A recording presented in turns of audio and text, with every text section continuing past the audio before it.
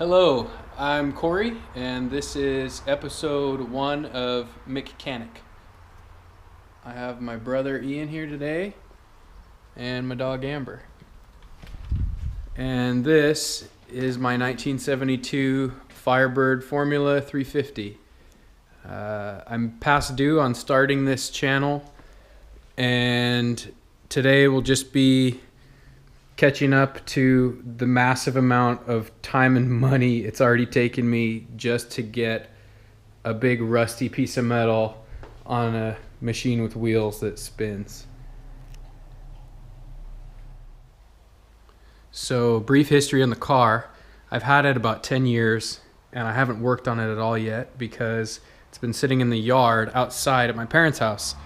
I don't have a garage ready at my house yet, and a friend of mine is graciously allowing me to use their garage until I finish building my own garage.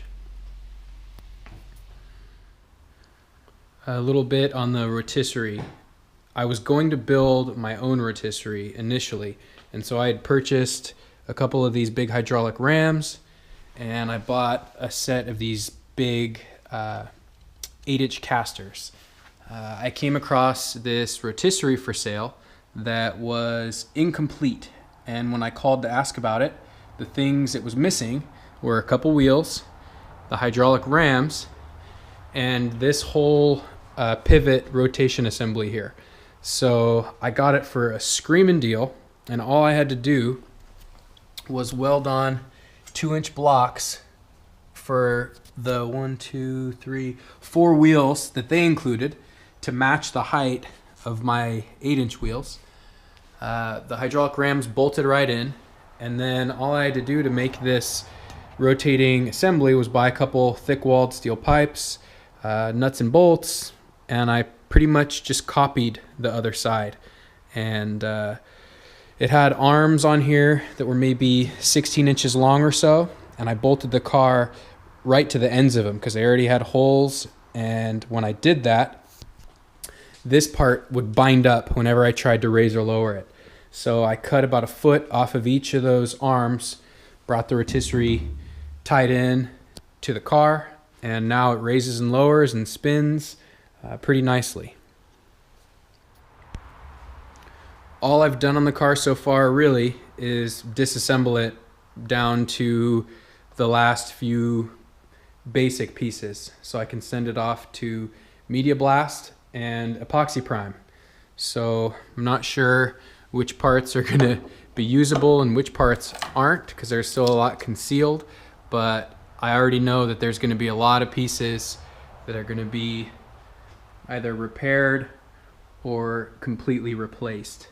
Once I get it back, it'll at least be epoxy primed so nothing will continue to rust, and I'll be able to start doing some sheet metal work, doing some body work, fitting parts, and stuff like that. Ultimately, my goal for this car is to have something that goes fast, looks nice, sounds cool, and just puts a big smile on my face and is a very fulfilling project. As a part of this project, I've had a couple goals. One of those is to have a naturally aspirated big displacement V8. This one is 408 cubic inches, and I expect it to make about 600 horsepower at the crank, which is also another one of my goals, which is to have at least 500 wheel horsepower. So I hope that translates to what I'm looking for. Also, I wanted a manual transmission, and buried in that pile of boxes is a Magnum T56 6-speed manual transmission. So my goal for the channel is, one, to document my progress of this project for my own enjoyment, also so I can share it with friends and family. Two, it's so I can ask for advice for people with more experience who might have done something like this before.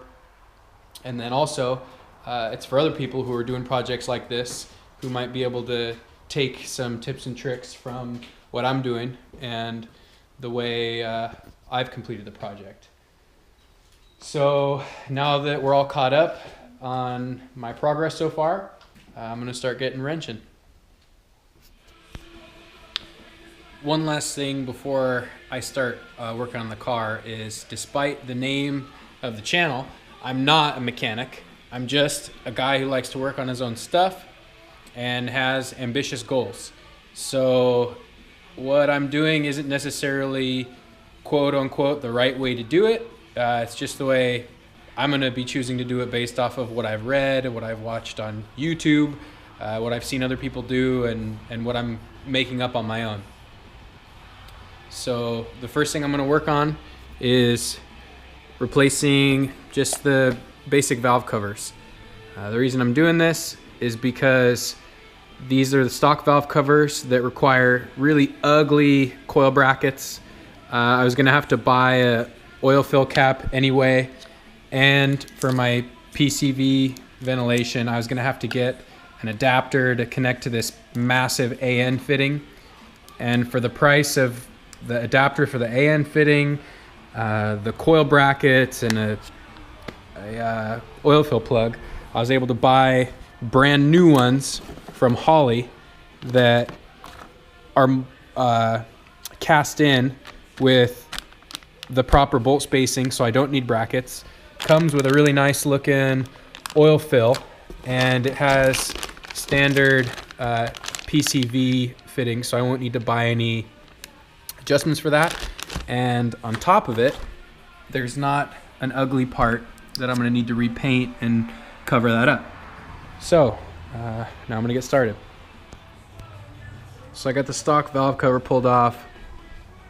I'm just reusing the stock gasket around the edge because it still looked pretty good.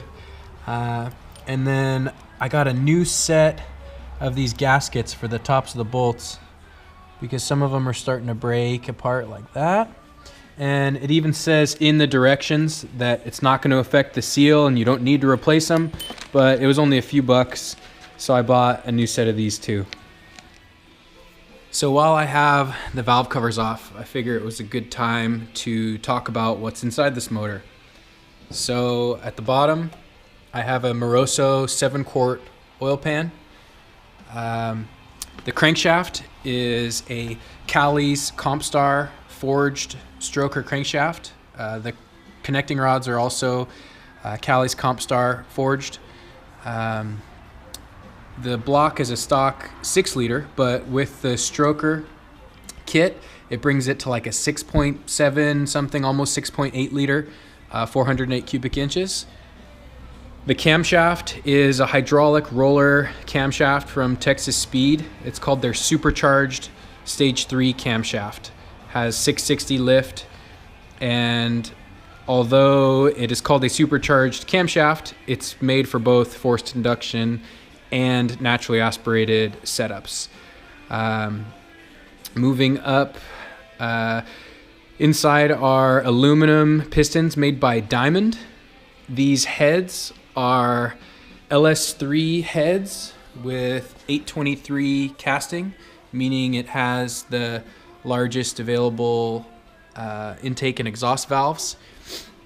The intake ports and the exhaust ports have also been ported on these heads, which brings me up to the top here. It has Brian Tooley Racing dual valve springs to match the 660 lift on the cam. These are stock rocker arms. And lastly, it has a trunnion bearing upgrade, so I can run a little bit higher RPMs and not have to worry about all those needle bearings flying all over the place and exploding the motor. I'm sure there's a lot of parts I'm forgetting, little details here and there. Gosh, ARP bolts everywhere else besides the Brian Tooley bolts in the valve train. But anyway, if you're curious about something I missed, like a gasket or a bearing or something like that, just put it in the comments and I'll answer. So now to continue with putting the valve covers back on, I got the new gaskets in there. They're seating really nice, and I think if nothing else, it's going to prevent little pieces of rubber from falling into the valve train up here. So I'm pretty happy I bought those gaskets for a few extra bucks. All right, so I got the valve covers all bolted up, and the torque specs for the bolts are 106 inch-pounds.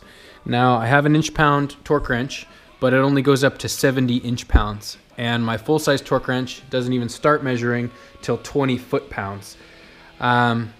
Anyway, I'm not super concerned about these being completely precise because they're only preventing oil that's slinging off the top of the rocker arms from flying everywhere.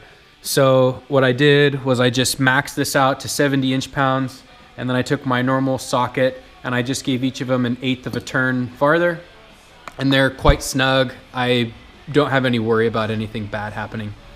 Anyway, the coils I got are MSD, and they did not come with bolts or washers or anything to mount them. So I just went down to the hardware store with one of my valve covers and a coil in my hand, and I was able to find out that it requires a metric 6mm by 1.0 thread pitch bolt, and to fit these specific coils it needed a 25mm long bolt. So if you happen to be doing the same setup as me with these coils and you're putting a single washer in there, it's going to be a M6 times 1.0 times 25mm bolt, and I think it's looking pretty sharp.